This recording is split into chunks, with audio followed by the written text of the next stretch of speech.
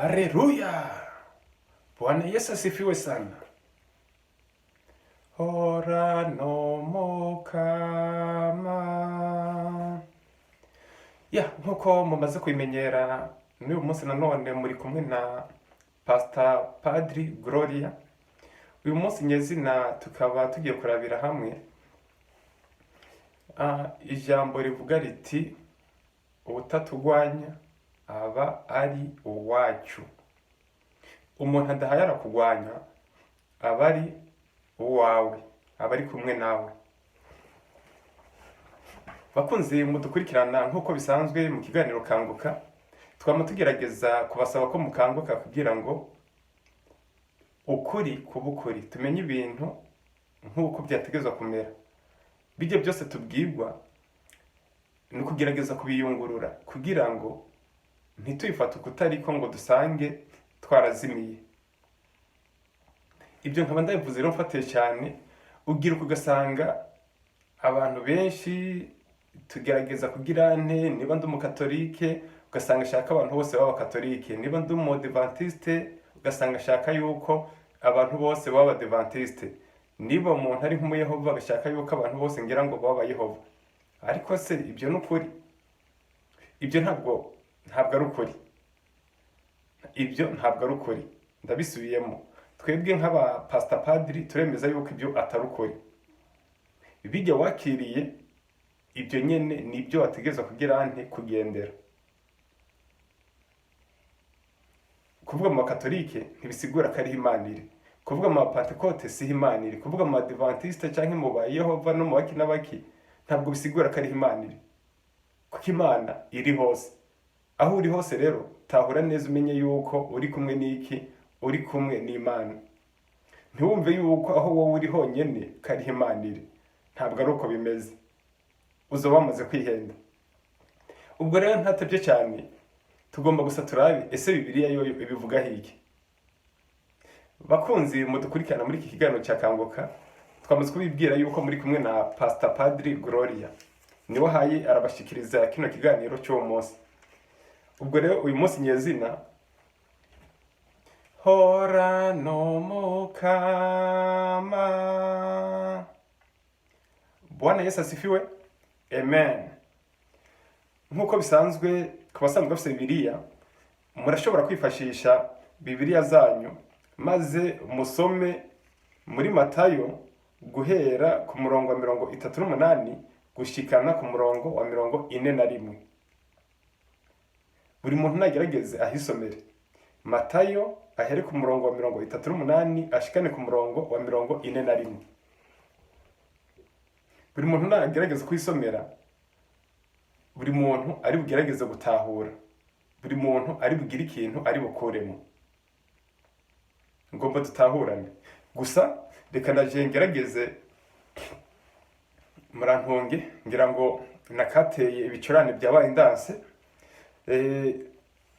Umuntu yagerageje gusa nkaho yihutisha no kugerageza kubivuga mu cyamake.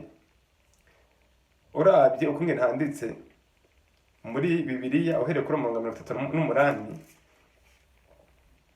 reka tugerageze kubisoma nk'aba Pastor Padri. Ibyo dusoma mu gitabo cyera ndacyanditswe na Matayo, ninahazwa mukama. Bakunzi mahema dukurikirana, ngira ngo urabye ku murongo wa 38 handitse havuga hati, Yohani aramubwira ati, mwigisha, twabonye umuntu wirukana roho mbi mu izina ryawe kandi atadukurikira, turabimubuza kuko atadukurikira. 39 Yesu ati, mwibimubuza kuko nta muntu ashobora gukora igitangaza mu izina ryanje maze ngo ahindukire amvuge nabi. Ku murongo wa 40, utatugwanya wese ari kumwe natwe. Umuntu wese uzabaha ikirahuri cy'amazi yo kunywa abitewe n'uko muri abakristo ndababwije ukuri ntazobura igihembo. Bwana sifiwe. Ayo no majambo twako turasoma muri Mariko, muri Mariko 38 gushikana kuri 41. Gusa ugiye no muri Matayo urayasangayo, ugiye muri Yohani urayasangayo n'ahandi. Gusa mu buryo bwihuse twifashishije Mariko 38 gushikana ku 41. Ngira ngo mu cyamake umuntu abaye nk'ubisigura buri muntu abitahura. Bibiri twereka neza yuko nta muntu ashobora gukora igitangaza mu izina rya Yesu hama ngo ahindukire amugwanye.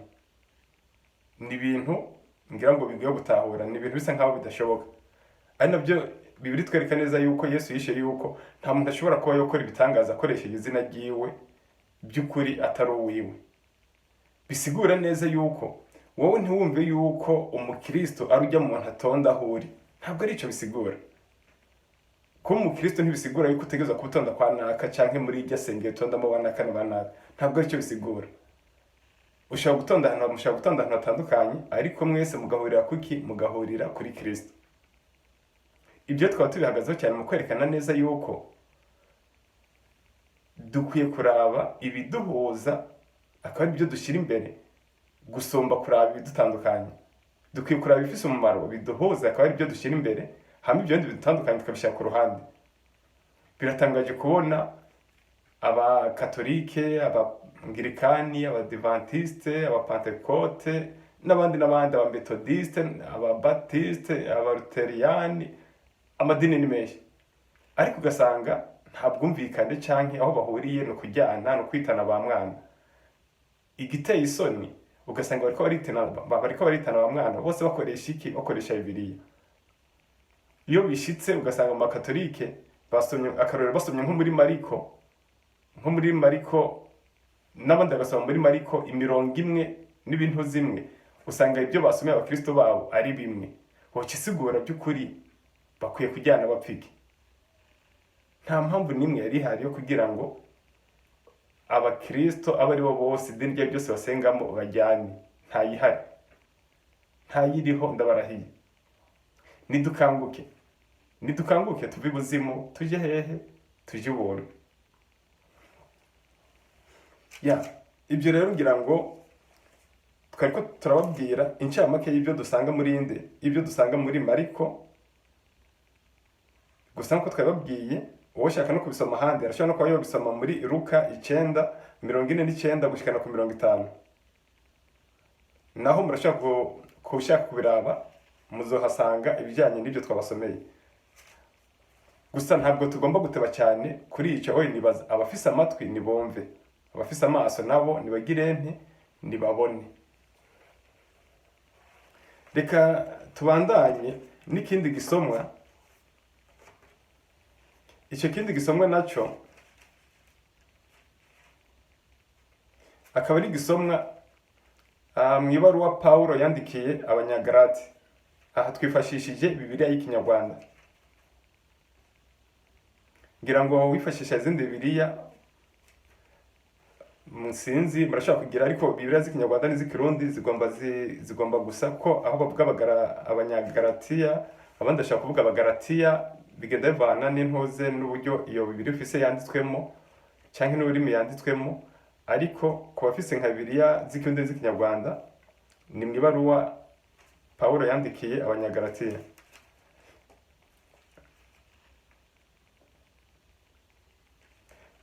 Hama muri ibaruwa ahanini tukaba tugiye kuraba guhera ku murongo wa mbega ni intuze ya mbere, ibaruwa ya mbere guhera ku murongo wa 6 kugeza turifashisha umurongo wa 6 dushikane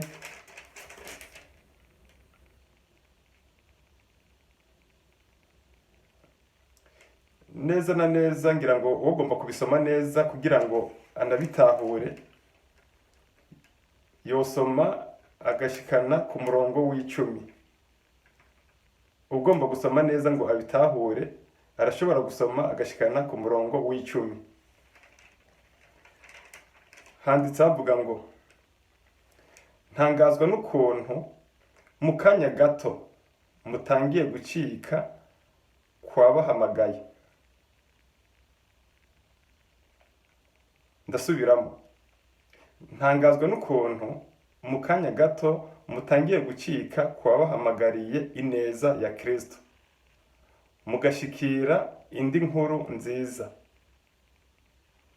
Si uko haba hari indi nkuru nziza ibaho, nuko hadutse abantu bashaka ko muhagarika imitima, bashaka no guhindura inkuru nziza ya Kristo. Ariko rero hagize ubigisha inkuru nziza itari iyo twabigishije, kabone naho yaba umwe muri twe cyangwa umumarayika umanutse mu ijuru, arakaba ikivume. Mbese nk'uko twabibwiwe, kandi n'ubu ngubu mbisubiyemo, uzabigisha inkuru nziza itari iyo mwakiriye arakaba ikivume. Mbese ubu ngubu nkurikiranye gushimwa n'abantu cyangwa n'Imana. Aho ntimugira ngo mparanira kuneza abantu. Mbaye nkigamije kuneza abantu, sinaba nkiri umugaragu wa Kristo. Bakristo mudukurikirana, ngira ngo iyi baruwa Paul yandikiye Abagalati ijanye n'ibihe turimo. Abantu benshi bagenda bahindagura amadini, birukankira ahandi ngo niho bavuga ubutumwa neza, niho bagirana. Ariko Bibiliya twereka neza yuko ibi ntabwo ari ibintu byanditswe ejo bundi, ni ibintu bimaze imyaka n'imyaka, bisigura bari bazi ko bizotegezwa kubaho. Gusa ariko Bibiliya twereka neza yuko uwo muntu mugenda mwirukankira uwo ari we wese ngo niwe yigisha neza, ngo bavuga ubutumwa neza, ngira ngo inyishu mwayiyumviye. Bibiliya yinakoresha ijambo rikomeye cyane ivuga ati uwo muntu arakabika ivumwe, kuko Bibiliya twereka neza yuko uyo muntu ari uwuje ahubwo guhindura inkuru nziza mwari musanzwe muzi. Azavuga ko azanye inkuru nziza ya Kristo, ariko abo bantu mubitondere, nabaje kugira ante, nabaje guhindura inkuru nziza ya Kristo yari isanzwe ihari. Ubwo rero abantu bamwe muri twirukankira baza kutwigisha, baza kugira ante, menya yuko Bibiliya yo ivuga ati abantu bakwiye kuba ibivumwe. Bibiliya no twereka ati nubwo hoza uvuye, ngira ngo umumarayika avuye mu ijuru akaza aje kubigisha ibitandukanye n'ibyo mwari mufise, ibyo bintu muzobyakire, umuntu nawe arabe ikivumu. Bakristo mudukurikirana, namwe bandi bantu mwese, ibi bisomwa bibiri birimo ibyigwa bikomeye cyane. Harimo ibyigwa bikomeye cyane, aho by'ukuri twatangiye tubereka neza yuko Bibiliya twereka ko umuntu wese atakugwanya, umuntu wese utatugwanya aba ari iki, aba ari uwacu. Ni Bibiliya bitwereka, ngira ngo twababwiye, twabibasomeye kandi twanabwiye aho babisoma kugira ngo namwe mubyisomere. Turanabona neza yuko Bibiliya tubwiye muri ibaruwa Paulo yandikiye Abanyagalati, turabona neza yuko batwereka yuko hariho abandi bantu bazaza babereka ko aribo bazanye inkuru nziza, baje kubigisha inkuru nziza, bavuga inkuru nziza ngo gusumbya n'abandi. Ariko Bibiliya babwira ati abo bantu mubitondere, bavumwe, bitwa ibivumwe. Bibiliya ikanashyiraho karangwa rikomeye cyane, nubwo yoba umumarayika avuye mu ijuru. Aleluya! Sinzi ko abantu batahura. Bakundi mudukurikira, twebwe aba pastor padiri tugerageza kudoma ku rutoki no kubereka ukuri nkaho kuri. Twebwe ntabwo turi abapasiteri, nta nubwo turi abapadiri, turi aba pastor padiri, turimo byose. Kuri iyi si mwamumenyereye abapasiteri, mukamenya n'abapadiri ku mazina, ariko ubu hariho n'aba pastor padiri. Aba pastor padiri rero tugerageza kwerekana ukuri nk'uko kuri, tugerageza no kwereka abantu bakanure, bakanguke, bareke kugenda gusa birukanka ngo nuko bumvise naka avuga neza, nuko bumvise naka ariko arajugumira ngo mu gusenga. Umuntu w'Imana, ese niyo umuntu akajugumira mu gusenga, ntuzi yuko arikajugumira kubera ko yafashwe na malaria? Burya malaria iyo yafashe umuntu akagira imbeho, umuntu yajugumira ntuzi ko yafashwe n'ibinyamwonga, ntuzi ko yafashwe n'iby'iwabo, kuko ntubuzi iwabo bari basanzwe bakoresha ibiki. We gusa ukumva yuko ngo umuntu kuba ko yavuze rikajugumira ngo ni imbaraga zivuye mu ijuru zamujugumije. Niduhumuke, nidukanure. Kujugumira ntabwo bisigura yuko ari imbaraga zivuye mu ijuru, ndabarahiye. Kujugumira si cyo bisigura. Ukumva ngo umuntu yavuze mu ndimi, izo ndimi umuntu yavuze ni umuntu asanzwe azi kwandika. Umubwiye bya bindi wavuze byandike, ntiyoshobora kubyandika. Icyo kintu kiri kuyamuvugisha muremeza ko ari Imana. Ari Imana iri kuvugishije no kubyandika byo uwo byandika cyangwa bikaniyandika ubwabyo, kuko ubwo bushobozi Imana yabufise. Ese by'ukuri niba ari Imana ihayira kuvugisha indimi abo hayo urigisha batumva, ko tuzi igihe Yesu yohereza Roho Mutagatifu mu batumwa bavuze indimi zitandukanye kugira ngo abantu bose bumve mu ndimi z'iwabo, abantu bose boroherwe gutahura. Ntabwo bahawe izo nkomezi zo kuvuga indimi zitandukanye kugira ngo bagende kuzivuga mu bantu batazumva. Ngomba dutahurane bantu b'Imana, tureke guhendwa dufise amaso, dufise n'amatwi yo kumva ukuri. Nico Pastor Padiri tubereyeho. Wewe wumva yuko kweri umuntu yahawe imbaraga n'Imana zo kugira ngo aze mu Barundi bonyene avugire mu rurimi Abarundi batumva, avuga ururimi atosubiramo, avuga ururimi ageze muhira atoshobora kuvuga? Ukuri kuri hehe? Turiko turahendwa tubona. Niduhumuke, nidukanguke. Nidukanguke tuve ubuzimu tuje ibuntu. Ico twifuriza abantu bose ni ugukanguka. Nubundi turangize tuvuga gatoya ku bijyanye n'ikiganiro twacishije ubuheze, aho twavuze ku bijyanye no gusabira umuntu yitabye Imana. Nubundi turangije tuvuga tuti turemeza tudashidikanya neza yuko biremewe, birakenewe, iyo tunashaka twabyita ngo byo naba nitegeke biba bishoboka gusengera umuntu yitabye Imana canke kumusabira. Naho gusabira umuntu agishoboye kwisabira, ubusa nk'umuntu adafite mbega yabuze icyo akora. Kuvuga ngo ukoresha imbaraga nyinshi cyane wirukanka ku muntu ashoboye kwivugira, rero umuntu ashoboye kwivugira uzoja kumuvuga ngo bimariye. Nta kintu kiri barashaka kumwunganira, ariko uwo muntu nawe bwiwe abashobora no kugerageza kwivugira. Aho ikibazo kiri rero ahubwo no kuvugira ujya muntu atagishoboye kugira kwivugira. Ujya muntu rero yamaze gucikana kubera ko yavuye mu mubiri nk'uyu wacu, ariko aracyafise urugendo arimo. Ntibize bikubuze by'ukuri n'umutima mwiza kumusabira. Imana nitaguha ibyo wasabye, Imana izobiza impamvu itabiguhaye, kuko Imana ni umubyeyi nk'uko twabivuze. Umubyeyi rero niwe aheza akaraba ikintu kibereye kuri uyo mwana. Umubyeyi, umwana we barashobora kuba yakosheje bikenewe yuko umwana akubitwa.